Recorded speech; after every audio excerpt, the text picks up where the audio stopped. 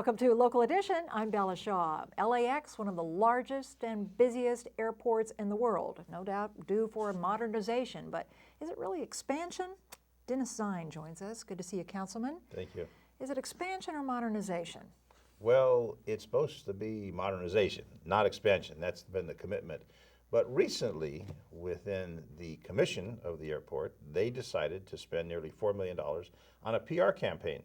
Well, PR campaign for the airport, we questioned. Myself, Bill Rosendahl, my colleague, decided to do a 245 motion. A 245 motion says we put the brakes on that particular project, and then we have a hearing.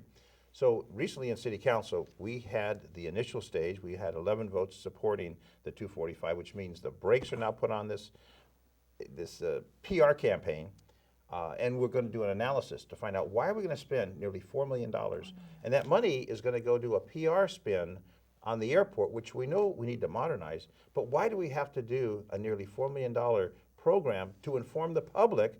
And they can find out through press releases, they can find out by going to the airport, and to put salt on the wound, they're going to send the money to San Diego. They're going to send the money to Orange County. They're going to send the money to Santa Monica. They did not select a Los Angeles firm to do any of the work. So one issue is, why is it necessary to spend nearly $4 million on PR for the airport?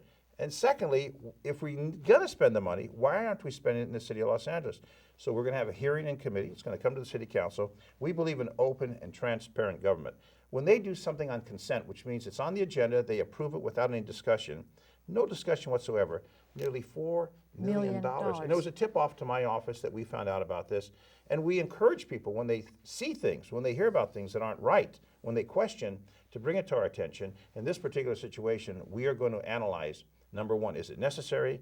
Number two, why aren't you dealing with Los Angeles-based companies?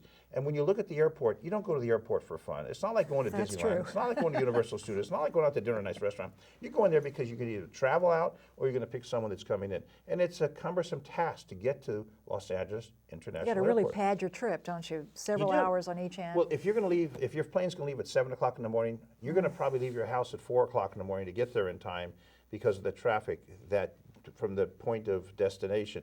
It just doesn't work. And we want to expand our operation for regional. We want to have Ontario Airport come alive. We want to have more people flying out of Ontario. We want to have some type of connection. We have Ontario Airport, which serves a great jurisdiction. The problem is they don't fund it properly. It's under the control of Los Angeles World Airports. They have really neglected it. So the issue that comes up that we're going to be scrutinizing more and more is you're spending money. You're spending millions and millions of dollars. It's a $4 billion project on this modernization. You're spending that kind of money. They're going to take $4 million and you're going to spend it on public relations. Well, I'll tell you, we can spend that money in a better way to either reduce the parking fees, reduce the cost of the flyaways, and put it into the services that people need at the airport. So the bottom line is we are taking this matter forward. We're going to make sure that it's spent wisely. We're going to make sure it's spent for the right purpose. We're going to make sure that dollars are marked to go for the proper intended purpose. And let's help LA businesses. Don't worry about businesses outside the region of the city. San Diego and Fountain Valley. And $155 million for here, $300 million here. Then the bottom line is when you look at $4 billion, which is the total budget, then $4 million, well, they say, well, it's only $4 million. That's a lot of money. That can survive a lot of businesses for a long period of time. So what we want to do is bring it back. So this 245 is going to make that happen, and we hope that the public will be appreciative of our efforts to save the day and save the dollar. Councilman Dennis Zine, thank you so much for joining us here on Local Edition. We thank you as well. I'm Bella Shaw. We'll see you next time.